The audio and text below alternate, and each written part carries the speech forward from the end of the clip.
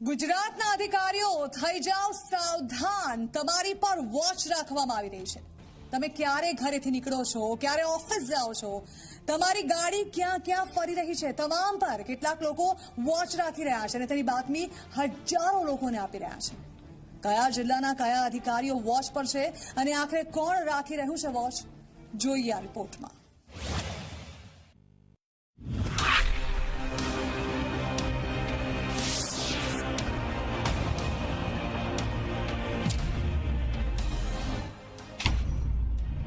ગુજરાતના વિવિધ જિલ્લાઓમાં માફિયાઓનું રાજ।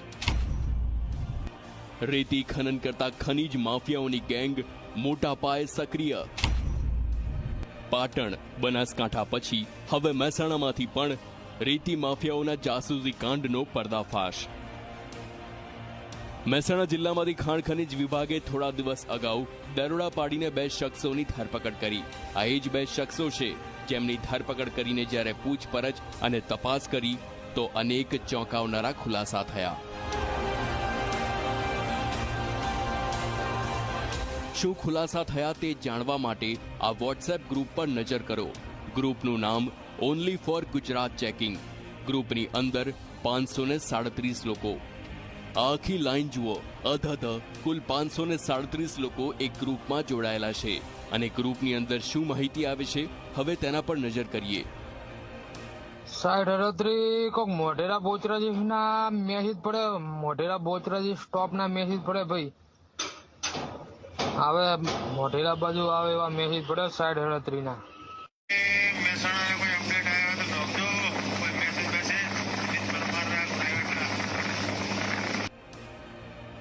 આ અપડેટ બીજા કોઈની નહીં પણ સરકારી અધિકારીઓની મળે છે। જી હા, વોટ્સએપ પર આવું એક નહીં પણ અનેક ગ્રુપ્સ સક્રિય છે જેની અંદર કયા અધિકારી ક્યાં ફરી રહ્યા છે, શું તે રેતી ખનનની તપાસ કરવા આવી રહ્યા છે તે અંગે અપડેટ્સ અહીં ગ્રુપમાં મળી રહી છે।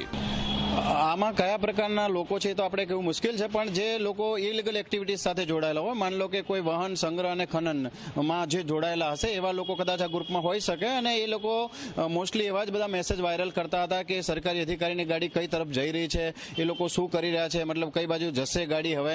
અને મોસ્ટ ઓફ એમનું કામ છે કે રેકી તરફ, એટલે કે કોઈ પણ અધિકારી જે પણ સ્થળ પર પહોંચે એની પહેલા એમને એલર્ટ કરી દેવાનું કામ છે।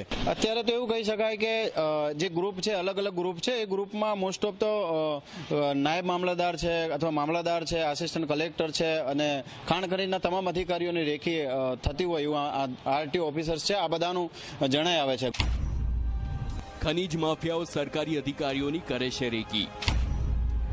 આરટીઓ, મામલતદાર સહિત અધિકારીઓની કરે છે રેકી। ગ્રુપમાં ઓડિયો ક્લિપ મોકલીને માફિયાઓને કરાય છે સાવચેત। અધિકારીઓની ગાડીના ફોટા પણ ગ્રુપમાં મોકલવામાં આવે છે। ભૂસ્તરશાસ્ત્રી કચેરી દ્વારા ફરિયાદ આપવામાં આવેલ છે। ફરિયાદની હકીકત મુજબ તેઓને 2 વ્યક્તિના એવા મોબાઈલ હાથ લાગેલા, જે મોબાઈલ એમણે ચેક કરતા મોબાઈલની અંદર અલગ અલગ વોટ્સઅપ ગ્રુપ જોવા મળેલ છે। આ વોટ્સઅપ ગ્રુપનો ઉપયોગ સરકારી અધિકારીઓ, ખાણ ખનીજના અધિકારી, આરટીઓના અધિકારી, અન્ય ડિપાર્ટમેન્ટના અધિકારીઓ, આ અધિકારીઓની ગાડીઓ ક્યાં જાય છે, ક્યાં આવે છે, એ લોકોના લોકેશન ક્યાં છે વગેરે માહિતીઓ આ ગ્રુપની અંદર પૂરી પાડવામાં આવતી હતી। અને એના પાછળનો ઉદ્દેશ એવો હતો કે એમના કોઈ ગેરકાયદેસર ધંધા કરતા હોય ત્યારે કોઈ અધિકારી પકડવા કે રેડ કરવા જતા હોય તો અધિકારી ક્યાં છે અથવા એનું લોકેશન ક્યાં છે એ બધાને જાણ થાય એ માટે આ ગ્રુપ બનાવી અને અલગ અલગ અધિકારીઓના લોકેશન એમાં શેર કરવામાં આવતા હતા અને એ ગ્રુપના અલગ અલગ મેમ્બર દ્વારા કયા અધિકારી ક્યાં છે એની બધાને જાણ કરવામાં આવતી હતી। 2 આરોપીઓની ધરપકડ પછી અધિકારીઓની રેકી કરતા આ સમગ્ર કાંડનો પર્દાફાશ થયો છે, જેમાં 1000થી વધારે લોકો જોડાયેલા છે। આ બાબતે પોલીસે ગુનો દાખલ કરી અત્યારે 2 આરોપીની ધરપકડ કરી છે। આ ગ્રુપના અન્ય સભ્યો કોણ છે, એ લોકો આ ગ્રુપમાં કેટલા એક્ટિવ હતા, આ ગ્રુપ બનાવવા પાછળના બીજા ઉદ્દેશ શું છે, કઈ કઈ ગેરકાયદેસર પ્રવૃત્તિઓ ચાલી રહી હતી, આ તમામ પાસાઓની તપાસ અત્યારે પોલીસે હાથ ધરેલ છે। અલગ અલગ 2-3 વોટ્સઅપ ગ્રુપ જોવા મળ્યા છે। એક ગ્રુપ એવું પણ છે જેમાં મહેસાણા જિલ્લા સિવાય અન્ય જિલ્લાની માહિતી પણ એમાં શેર કરવામાં આવી રહેલી હતી। આ જ પ્રકારના ગુના છેલ્લા કેટલાક સમય દરમિયાન અન્ય જિલ્લાઓમાં પણ દાખલ થયેલા છે। તો પોલીસે આ તમામ પાસાઓની તપાસ અત્યારે હાથ ધરેલ છે। અત્યારે ગ્રુપ જોતા છેલ્લા 3 મહિનાથી તો ચાલતું એવું લાગે છે, છતાં બી તમામ ચેટ અને એનો અભ્યાસ કરી અને ખરેખર કેટલા સમયથી આ સ્કેન્ડલ ચાલતું હતું અને એની પાછળનો સાચો ઉદ્દેશ શું હતો કઈ કઈ ગેરકાયદેસર પ્રવૃત્તિ થઈ રહી હતી એ તમામ પાસાઓની પોલીસ ઊંડાણપૂર્વક તપાસ કરશે અને તમામ આરોપીઓને ઝડપી પાડી આગળની કાયદેસરની કાર્યવાહી કરવામાં આવશે. ખાણ ખનીજ વિભાગે મહેસાણા એ ડિવિઝન પોલીસ સ્ટેશનમાં હાલ આ સમગ્ર બાબતે ફરિયાદ નોંધાવી છે. આ તમામ વોટ્સએપ ગ્રુપની તપાસ થશે. ગ્રુપમાં કોણ કોણ જોડાયેલા છે, કયા લોકોની સંડોવણી છે, તે તમામ અંગે FSLની મદદ લઈને વધુ તપાસ કરવામાં આવશે.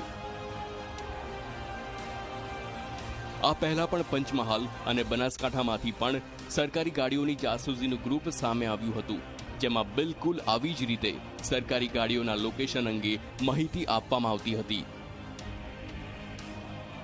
પંચમહાલ અને બનાસકાંઠા પછી હવે મહેસાણામાંથી પણ આવી રીતે કૌભાંડ સામે આવી રહ્યું છે, જે પછી શક્યતા એ પણ સેવાઈ રહી છે કે આ 1 કે 2 જિલ્લાનું નહીં પણ સમગ્ર ગુજરાત સાથે જોડાયેલું કૌભાંડ છે, જે આગળની તપાસમાં સામે આવી શકે છે.